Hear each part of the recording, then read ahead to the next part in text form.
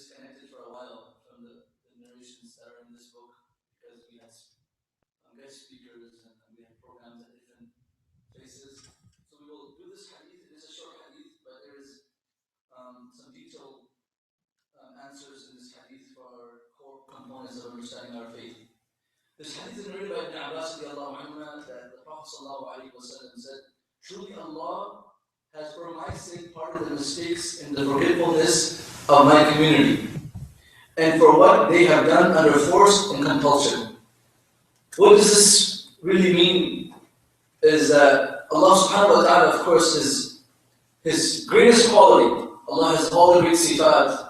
Allah is Wahhab, He gives, He's Razzaq, He sustains. He is someone that He's Aziz, He gives respect, and He's honorable. Allah is Jabbar, He's mighty. Allah is Adil, He's just. Allah is Kareem. Allah is Rahim, He's Wadud, He's loving, He's caring, He's forgiving, Ghafoor, Shakur, grateful. From the greatest of Allah's qualities that we in the world benefit from most is the quality of Allah's Rahmah. Allah's mercy. لما خلق الله الخلق كتب في كتابه فهو عنده فوق العرش إن رحمتي تغلب غضبي أو سبقت غضبي أو كما قال. When Allah subhanahu wa ta'ala created the world, the universe, Allah wrote to Himself in a book that my mercy overlaps my anger and my wrath. So something that we already share amongst ourselves, Allah has over 100 mercies. أنزل منها واحدا بين الجن والإنس والبهائم والهوائم وبها يتعاطفون وبها يتراحمون وبها تعطف الوحش على ولدها وآخر الله 99 رحمة وبها يرحم بها عباده يوم القيامة. Allah subhanahu wa ta'ala has 99 mercies. Out of 100 mercies, Allah has reserved 99 mercies for Akhirah. And Allah has shared that one mercy of the 100 mercies in mankind. All the mercy that you see amongst humans, animals, beasts, creatures, insects, all that mercy that they share in the world is from one portion of the mercy of Allah subhanahu wa ta'ala. All the rest 99 mercies have been reserved for the slaves of Allah on the day of judgment to enjoy so they can be forgiven and give granted for those in the levels of Jannah and the company of the highest. So while we enjoy this mercy, there are also things that we do by accident. There are mistakes that we make. All humans make mistakes. And the best of sinners, if someone just understands this hadith, will understand how grateful and how merciful Allah subhanahu wa ta'ala is when someone repents to them. The best of sinners, the best one that fails an exam is a person that does an exam well again and he passes the next time. So the first exam taught him a lesson that you need to study the next time. The best of sinners and those who make mistakes are those when they make those mistakes, they recognize وَآخَرُونَ اعْتَرَفُوا بِذُنُوبِهِمْ خَلَقُوا عَمَلًا صَالِحًا وَآخَرَ سَيِّئًا عَسَى اللَّهُ أَن يَتُوبَ عَلَيْهِمْ. Those who recognize their mistakes. When they make mistakes, they're not persistent and consistent on their mistakes. When they make وَالَّذِينَ إِذَا فَعَلُوا فَاحِشَةً أَوْ ظَلَمُوا أَنفُسَهُمْ ذَكَرُوا اللَّهَ فَاسْتَغْفَرُوا لِذُنُوبِهِمْ وَمَنْ يَغْفِرُ الذُّنُوبَ إِلَّا اللَّهُ وَلَمْ يُصِرُّوا عَلَى مَا فَعَلُوا يَعْلَمُونَ. And they don't stay consistent and stubborn on the wrong they're continuing to do. So in this hadith, it talks about the basics, the weakness of humankind that Allah subhanahu wa ta'ala has put in this human. Humans will mistake. Some mistakes we consider to be done accidentally, but they're done on purpose. Like some of us, we will sin knowing that we are aware of the situation around us. And we will deliberately miss salah. We will deliberately disrespect an elder. Knowingly, we will look at something that is impermissible or do something which is forbidden. This is done consciously. We're not unaware of the situation. But sometimes what happens, the nafs, the nafs that, that fumes, the desire and the lust of wrong in the human, the temptations, and a person is overwhelmed with the lust, and it overpowers this person's weak iman, and the person is forced by the nafs to do haram. So the Quran says, وَمَا أُبَرِّئُ نَفْسِي إِنَّ النَّفْسَ لَأَمَّارَةٌ بِالسُّوءِ إِلَّا مَا رَحِمَ رَبِّي. So Allah subhanahu wa ta'ala has given. But now let's get to the background of this hadith. This hadith is not to encourage us, where when we hear that Allah subhanahu wa ta'ala has forgiven, overlooked the mistakes. If you make a mistake, khata, Allah will forgive you. If you forget to pray salah, Allah will forgive you. This hadith is not encouraging people to forget. رَبَّنَا لَا تُؤَاخِذْنَا.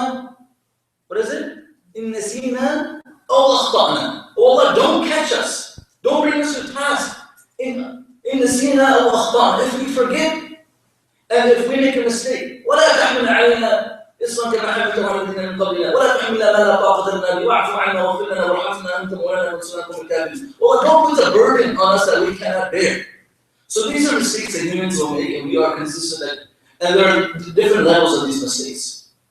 Just to discuss a few levels of these mistakes is, number one, Allah subhanahu wa ta'ala and the deen, the religion of Islam is very lenient when a person makes mistakes accidentally and when it comes to the worship, ibadah. So there are mistakes in worship and there are mistakes in dealings and social mistakes that people can do in their community. So there are two types of mistakes that Allah subhanahu wa ta'ala in this hadith will discuss. Number one is that mistake that you make in worship. For example, if you are fasting and you eat by accident or you drink by accident, your fast does not work.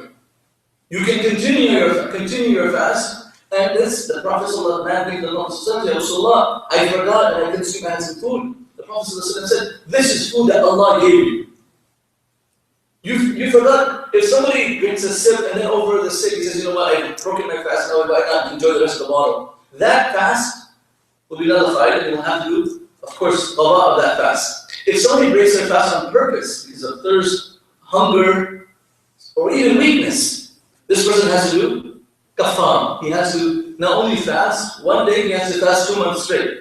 Oh, he has to feed 16 miskina, feed 60 people. So we understood the situation in Salah.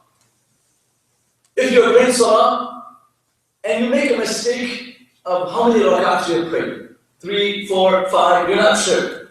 Or I'm not sure if I sat down in a 4 rak'ah Salah, if I sat down after 2 rak'ah Salah. You're not sure. Those are mistakes, but you did not consciously make that mistake. Am I correct? Islam forgives those mistakes. Mafhum. You promised someone something. You went to Hajj or Umrah. While you were in Hajj or Umrah, in the state of Ihram, there are certain things you're not allowed to do. You're not allowed to hunt.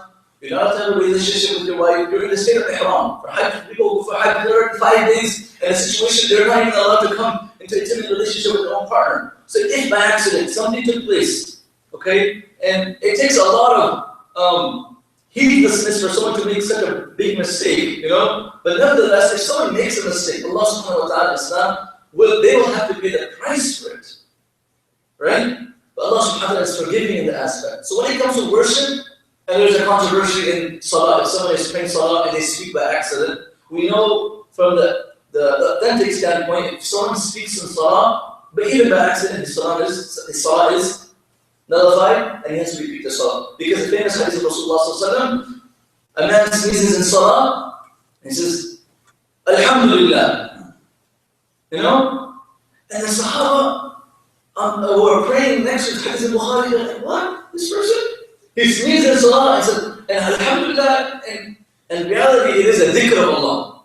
But it is not the accepted dhikr at the moment in salah. And the intent that you're saying Alhamdulillah with is not because you're doing dhikr of Allah or the tasbih of Allah is being done because you're practicing it after sneezing. So the whole act of Alhamdulillah here after sneezing is something that you're not supposed to do in salah. Everybody starts to look at him, you know, start to stare him down, give him, you know, the look, and people start to like, you know, nudge him, like, what are you doing? This is salah. He's like, everybody starts to look at me and says, what's going on after salah? He says, may my father and my mother be sacrificed on the Prophet ﷺ. You know, and my parents be sacrificed. I have never seen, I have never seen a teacher more kind than the Prophet ﷺ. He did not scold me, did not yell at me. He called me near him. And he says, Ya fulan, O son of so. Salah is an ibadah. You know, and it does not befit while you are praying in salah to add statements which are not accepted in salah at a particular moment. That's all he said. While everybody is staring me down, the Prophet ﷺ calls him close. And this teaches you a lesson. When someone's phone rings in salah, And somebody makes a big mistake in salah. He picks up his phone in salah, so I have salah. Like, if someone makes such an open mistake in your community, how do you correct him? Do you say, oh, you ignorant person, go back to school, go sit in the HALAQA? This is not the way the Prophet ﷺ did it, and this is the way the Sahabi learned, and he never made the same mistake, and today the Ummah is taught that legacy. So if you speak in salah by accident, your salah is broken. Another aspect of this mistake, khata, is when you're dealing with someone. For example, if you accidentally broke someone's phone, it's a mistake. You have to, Allah will forgive you, but you still have to pay the price of that phone back to that person. Another example, you're driving someone's car, you get into an accident, correct?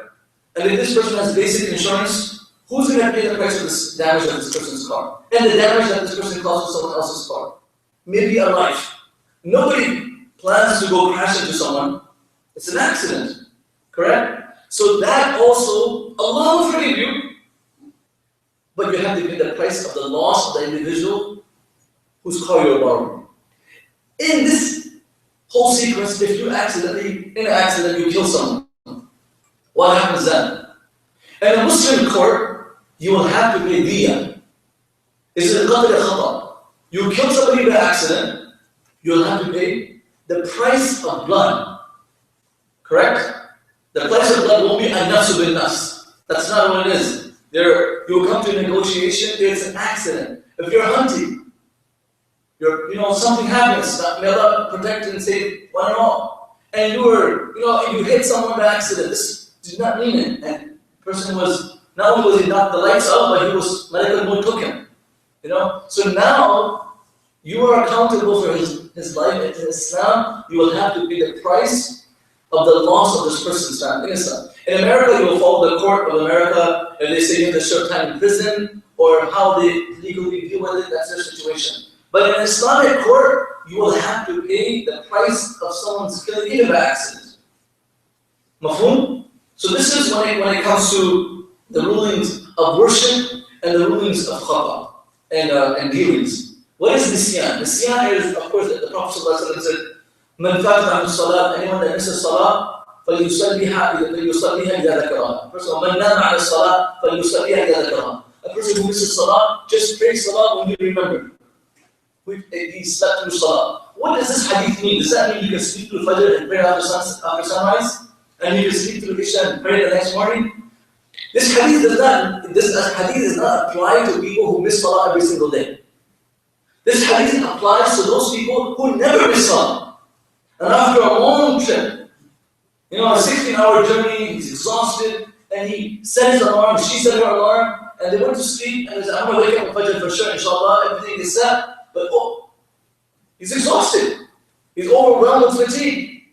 He misses salah by accident, and he wakes up with regret and remorse.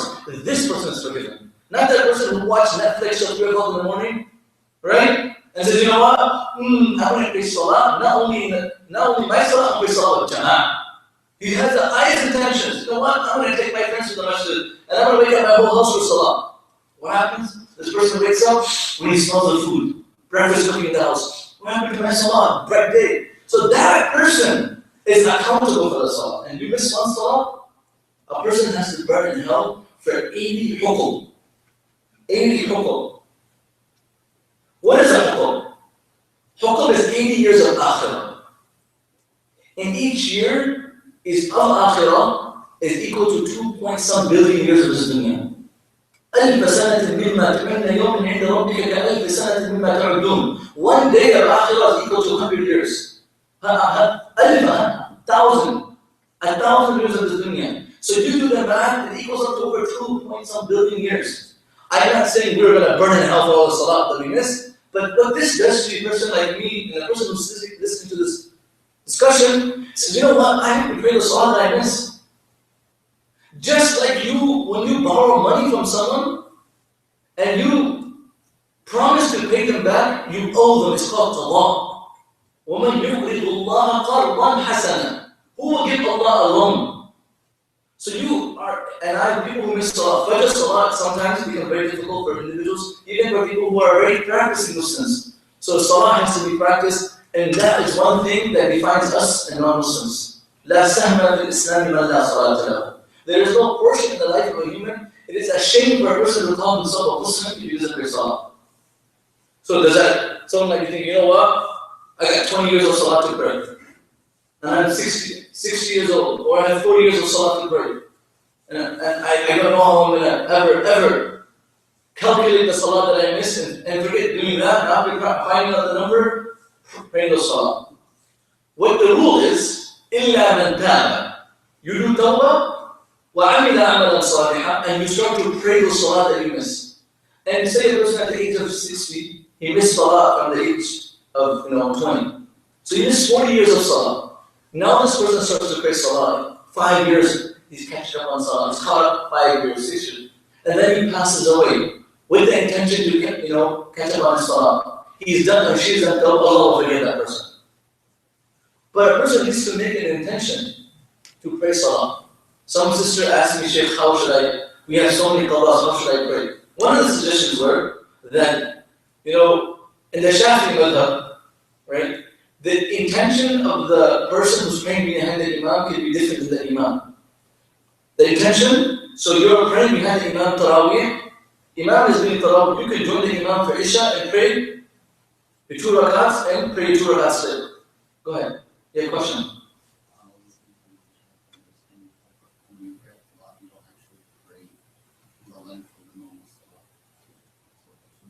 It's not 4 rakats of Isha and 3 rakats of Maghrib and Roji 2 you look at that because it's not the Faridah.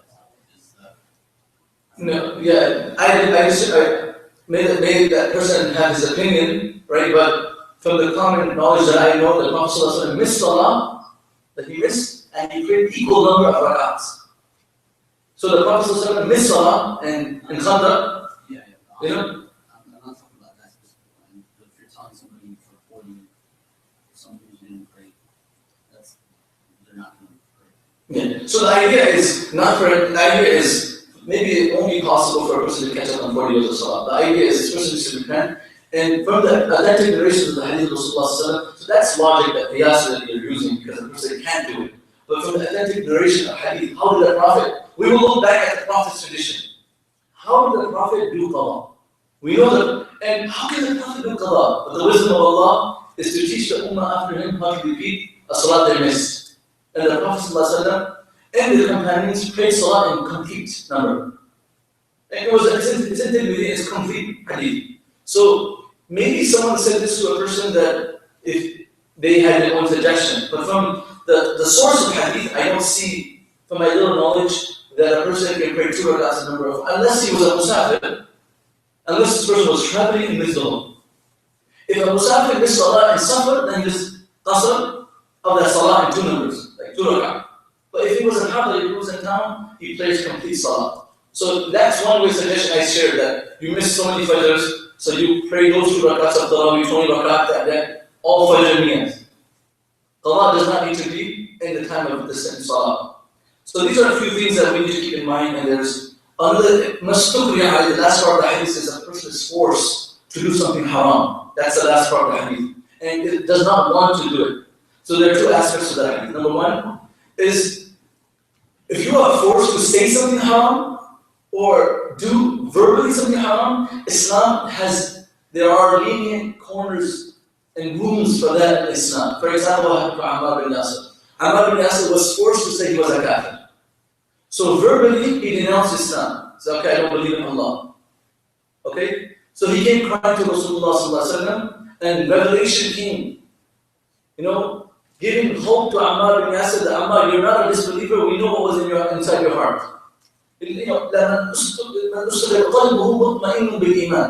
And his heart was content with Iman. Verbally, he said it to save his life. So if somebody needs to save their life, I'm not saying you're allowed to go online for the rest of your life. If there's if someone points a gun to you and says, asks you if you're a kafir or you're a Muslim, so fine, I'm a mushrik. This is discouraged. If you die, you're shaheed. But Islam says, okay, those people, even if they're compelled. And it only allows you in the scenario when you are 100% your life is in damage. Not like when you're traveling at the border, are you Muslim or Kafir? I'm a Kafir. No. You know? Like, what do you know about Muhammad? I know nothing. Like, what do you mean? Why do you mean hijab? Oh, it looks good. No, like, in those situations, that's not what Islam is saying. Islam is saying when a person breaks down the door of your house, for you wearing hijab and for you following the sunnah, and puts a gun to your head and says, you know what? I want you to believe in Jesus as God. Verbally, you can say it. The different aspect of this, when it comes to verbal statements, Islam has the leniency and flexibility in it. But when it comes to action, so if someone says here, bend down and worship this idol, when it comes to actions, Islam does not permit it. Okay, that's the difference. When it comes to verbally, because in actions you are not only verbally submitting to something, in action you are putting your whole self in that situation.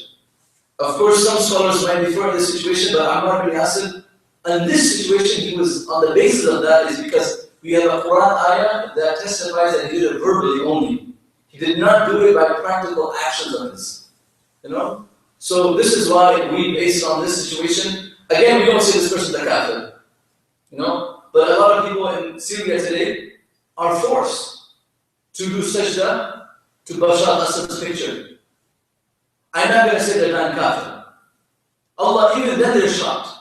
And they're killed for their Islam. Inshallah, they're shaheed, they go to Jannah. But Islam gives, if you are forced to drink, someone says, they make you drink for your peer pressure. That's not a force. No one's forcing you. But if someone's forcing you by, you better drink, or I will take your life, then you're forced to drink, Islam will give you the permission. Someone puts pork on your plate, and they force you to eat it. The force is not peer pressure again, because I have non-Muslim friends that are going to look at me. I'm not smoking, I'm not drinking. I might be, classified as, as a conservative. That's not acceptable in Islam. Force is when your life is threatened. Your life is threatened, not your family's life. When your life is threatened, Islam gives you the permission to go out and then accept that option. Zina, the same thing. Someone is forcefully raped. Okay? Someone is forcefully raped.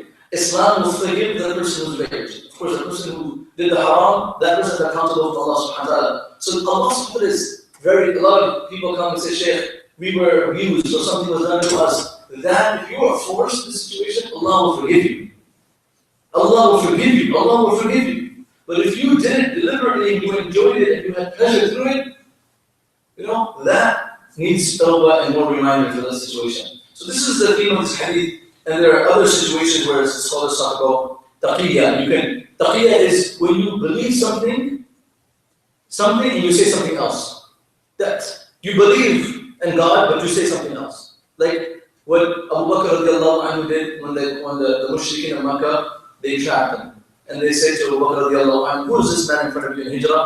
Abu Bakr radiallahu anhu said, I lied. It's a white lie. So the person that's one type of taqiyya. It's not a complete taqiyya. Taqiyya is an actual meaning, is when you're literally lying. When you're saying, I don't believe in a God. But in your heart, you believe something else. That is a real form of taqiyya. But a white lie would be, in Islam, it's acceptable when you want to protect the life of someone like the Prophet ﷺ that was protected by Abu Bakr radiallahu anhu. And what Ibrahim said, Inni saqim, I'm sick. This will be a white lie. But a clear form of taqiyya is when you say something you don't believe for the safety of your religion and your family and your own life. And this is what Islam says. If you're forced, Allah will forgive you. So now, inshallah, I would like to have Shaykh Masood to say a few words. This is the gist of this hadith. There's more detail to this if someone wants to research this hadith. In conclusion, Allah subhanahu wa ta'ala wants and He encourages every Muslim to be complete and to have the best and excellence in their worship, ihsan. But there are places where we make mistakes, we forget, and we are forced to do wrong. Allah subhanahu wa ta'ala is al-Ghafur Rahim and He's ready to forgive those mistakes. So if you did something in the past that you accidentally did, or you don't remember exactly how bad the sin was, and if it was haram or was it halal, Allah subhanahu wa ta'ala, His mercy, it covers the heavens and the earth, and Allah subhanahu wa ta'ala will forgive our mistakes, inshallah.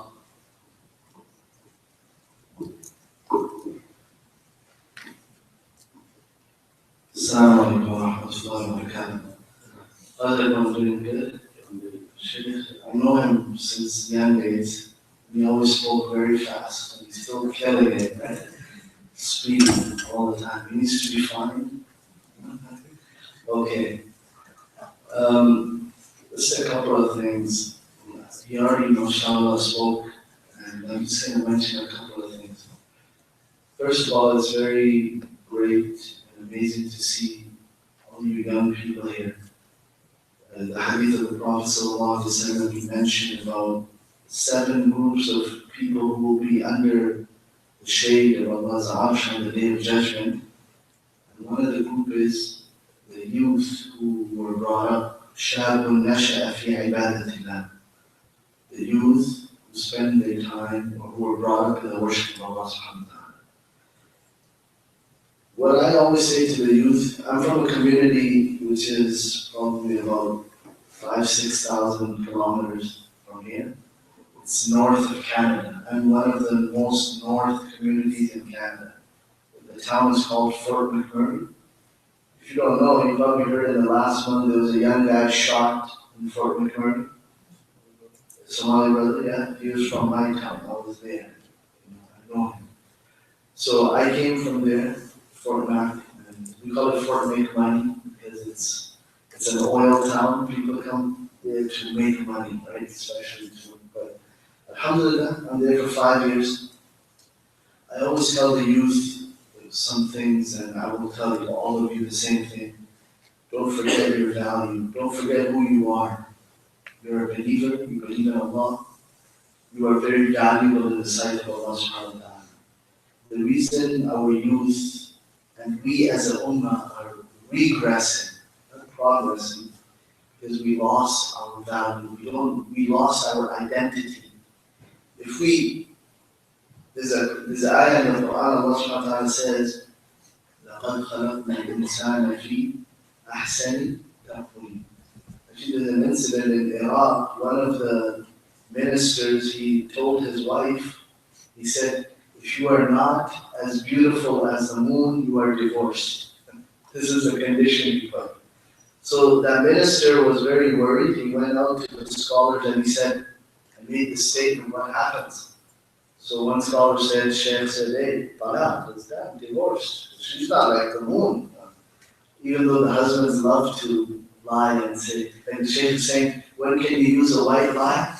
One of the conditions is when your wife comes to you, how do I look? Like my wife comes many times. Oh yeah, this color looks amazing. Are you guys recording this? Hey, don't put this. I'm gonna get caught. Sometimes you just say it, or how does, she's trying a new recipe all day, and she screwed it up for sure.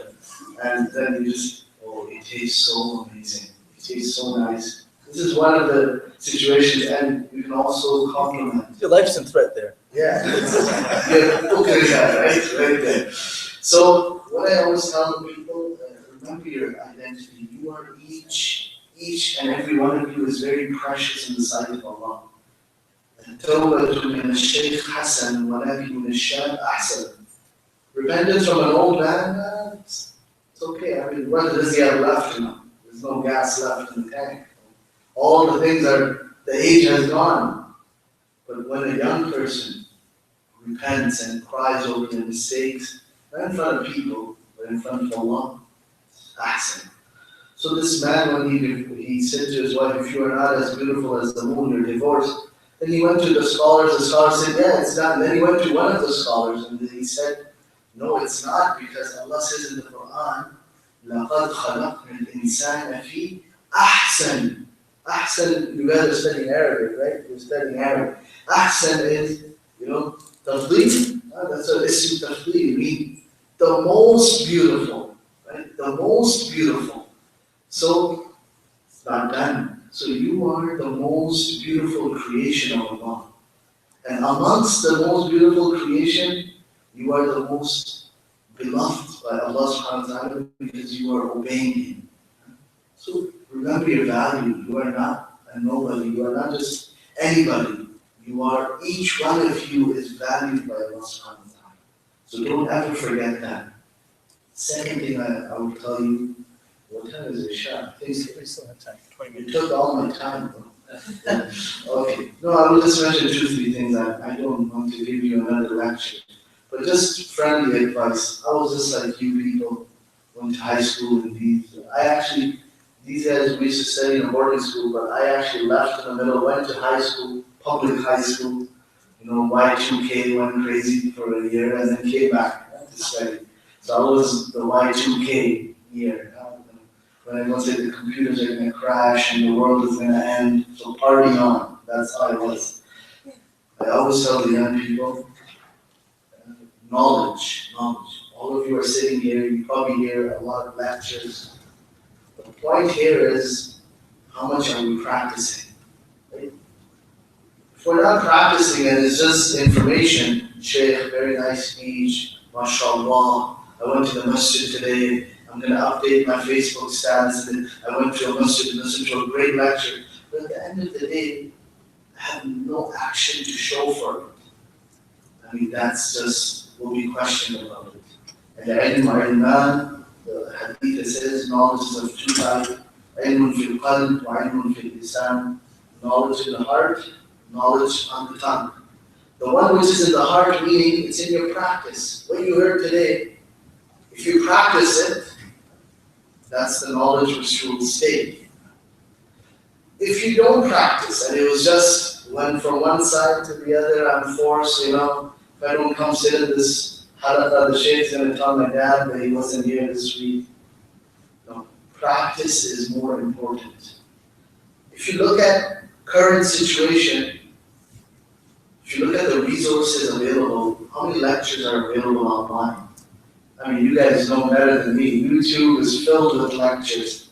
Internet, websites filled with books. There's not a book you can't have or you cannot read if you want to. And still, there are many people, 90% of us Muslims, we are not following the first command of Allah after believing in Allah. We just saw that. You tell me 95% of the Ummah does not pray 5 times. What's the reason? Is it lack of knowledge? No. Resources are available. Lectures are available. Internet, everything is available on the tip of your fingers. There's no practice. There's no amal. Man amila bima alima warasahu Allahu ilmun bima lam ya'lam. The one who will practice what he learns, Allah will bestow upon that person knowledge which he does not have, meaning knowledge from Allah subhanahu wa ta'ala. So what I plead with you and I request to all of you, practice, bring it into practice, action. You might fall weak, we're all weak like he said, we'll make mistakes, but practice is more important than just watching lectures and listening to so many lectures. Nothing wrong, practice. Bring it into your actions, or else there will be hujjatullahi ala ibn Adam. The hadith says about knowledge, there will be a hujjah, there will be an evidence against all of you. You had knowledge when you didn't practice. There will be an evidence. So take care of that. So what did I mention? The first thing, what did I say? I forgot. Value yourself. Value yourself, value the knowledge, bring it into practice, value the people giving you the knowledge. Not only him, he's sitting beside me. He didn't pay me, so I'm not going to praise him, right? So not only him, he knows, I studied with him for many years, and as one of your, I think he's your grandfather, Dr. Jundi. Who's Dr. Jundi's grandson? I remember many years ago when I came to this community, he said, the Sheikh Abdullah and his brother, they're national treasure. Meaning they're good people and they are a treasure. Not to praise him, but any person who's teaching you must show respect and honor for that person. Ali ibn Abi Talib radiallahu anhu used to say, أَنَا عَبْدٌ لِمَنْ عَلَّمَنِي حَرْفٌ إِنْ شَاءَ بَاعَنِي وَإِنْ شَاءَ أَعْتَقَنِي. He said, I am the servant of that person who taught me one harf, one letter. If he wants, he can sell me, and if he wants, he can free me. So where you acquire knowledge, and the more honor and respect you have for the people giving you knowledge, more Allah will bless you. Adab, you know adab? What's adab? Honor, respect, etiquette, ihtiram. That's very important.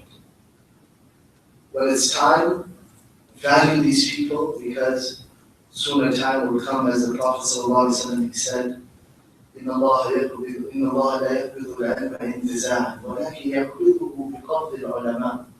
Allah will not take knowledge, meaning books are available, but Allah will take away the people of knowledge. They will go away. And the last thing I will end with this, you know the person who passed away, Mustafa, his name was Mustafa Makan. 22-year-old. He's the youngster who died in our community. Probably heard it on the news. So what happened, they were eating at night. That's what I'm saying. Anytime death can come, don't think you're too young. Just 2 days ago, I had a young, in my community, a young baby passed away, 8 months. How? Because of a chemical spray the mother used. So one baby passed away, okay? 2 other children are in critical.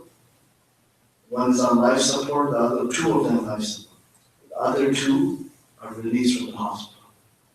Don't ever think you're too young. I'm going to live a long life. When I get white hair, that's when I'm going to start to pray, and I'm going to become a good Muslim. No. This young man was 22, he was shot. How? Like, this is the door. So they were eating, he went to the kitchen to get more food. When he was going, someone knocked, and the other person was going to open the door. And he told him, no, I'll open it. It's time. So the guy who shot him, he didn't even know who was behind the door. So he just shot from outside the door. The door didn't open yet, just shot him. 22-year-old person, 22. And he just moved there about 3 weeks ago. His death, his time was written at that place. All of your time is already written. That flight is going to take off. Death is that flight which will take off. Does not matter if there's a storm out there. It's not going to get delayed. Nothing can delay that flight. So value your life. And the best thing which I want to share with you, which probably the news will never tell you, and they probably, they don't really tell Muslim most of the time, so they don't care about that. His brother, I met him, and he said, when he was shot, he said, Wallahi, he was saying, Ashhadu an la ilaha illallah, Ashhadu anna Muhammadan Rasulullah. This is what I'm saying. We want to have husnul khatimah. We want to have a good ending. The way we live, that's how we will end. I will end with this. I was in Calgary and I met a group, a sheikh. His name was Sheikh Lihyani from Saudi. He came from Saudi. And he was explaining, they actually came in, Jama'at, Tabligh, the brothers came from Mecca, Mecca to Mukarram. This last year, I was put to translate his speech in Arabic, and I had a tough time when I did it. I was asking, hey, can you repeat that? He said, yeah. But one incident he mentioned, and it's for all of you and me. The way you live, that's how you will die. It's no magic that, okay, before I die, I'm going to get the opportunity to be pious, and I'm going to die as a good person. The way you live, that's how you will die. إِنَّكُمْ سَتَمُوتُونَ كَمَا تَحْيُونَ. You will die the way you live. He said, the sheikh was narrating, he said, I visited a hospital in Jeddah. And he said, I had a friend there, so my friend there was telling me, one day we visited him, he said, tell us something different, give us some advice. He said, I'm working in this hospital for many years, and every patient which is terminally ill, meaning he's close to death, or by the doctors. So he said, I go to that person and I start doing talqeen. Say, Ashhadu an la ilaha illallah, la ilaha illallah, la ilaha illallah. Right? To remind him that he says it. He said, I have a list of about 300 people, Muslims. Where is this? In Jeddah. Not in a non-Muslim country. He said 300 people, I have their list and their names. He said, none of them said, La ilaha illallah after him. Except one lady, he said, she couldn't even read Surah Al-Fatiha, but she was able to say it. He said one incident was very ajib and different. He said one person, I would tell him, La ilaha illallah, and the only reply he gave me, La, La, La. If we don't want that kind of ending, we must bring the knowledge into practice. Ask Allah for husnul khatimah. What is that? For a good ending. But when we leave this world, that will be the best day and we'll be the closest to Allah. That's how. So are we going to try that, inshallah?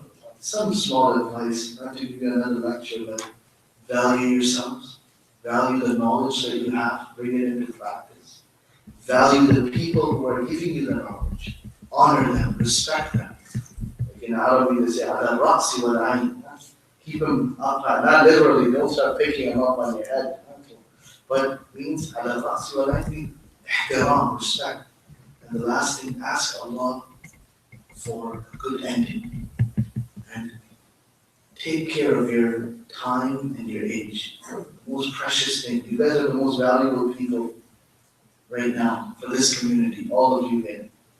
Each one of you can take care of, our teacher used to tell us, he said, each one of you will take care of 100,000 people. And I think we're not at 100,000 maybe, but if in Juma in my community is 1,500 people, Eid is 4,000 people, and maybe online people hear us, we are reaching 100,000 people. We're reaching. So value yourself, inshallah. Jazakallah khair.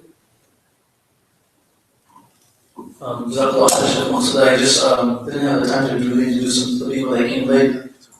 Sheikh also studied with me. He was senior to me in school when I was in Canada studying this Islamic school. He was an example for me, and he took care of me. I'm much younger than him in age, and also in size. I'm much smaller. But alhamdulillah, he taught me how to play basketball, hockey, all the sports. And anytime I made trouble, he was there to make sure the teacher was able to let me go and forgive me. So he has a lot of favors over me, and again, he's visiting our community. May Allah reward him. And we ask Allah subhanahu wa ta'ala to bless us with scholars like him over and over, inshallah. Never enough, right? The last announcement that I want to make is next week, inshallah, our HALAQA will be at Abrar Jundi's house. So next week, the HALAQA will be at Abrar's house, Abrar Jundi, and so we ask all the boys and girls, young brothers and sisters, to make sure you attend. So I think this lands on the 5th. Is it the 5th? Right? So please make sure we can come on time with nice food, inshallah. Share the word right now. If you post it on your Facebook and also your WhatsApp messages. The next week HALAQA is at Abrar's house. Jazakumullah khair. You have a question? Go ahead. You said, so there's two knowledge in the heart and knowledge in the tongue. What do you mean by knowledge? Yeah, I mean, the knowledge, actually I didn't get to explain. So knowledge in the heart means the practical knowledge that we are practicing. On the tongue is the one we just say, this like speech. Like I'm giving now a speech. If I don't practice it, it's just on the tongue. And it's just, as we say, lip service. It's just speaking. And that will be held against me. Because I had knowledge and I didn't practice. So that's the one. Jazakallah khair, subhanallah, bihamdi, subhanallah, bihamdi, ashhadu an la ilaha illa anta, astaghfiruka wa atubu ilayk. If you guys have any questions, you can write them down and I'll answer them next week. So we don't have time right now. If you have any questions. If you don't, we can share it. We can nail in the chat.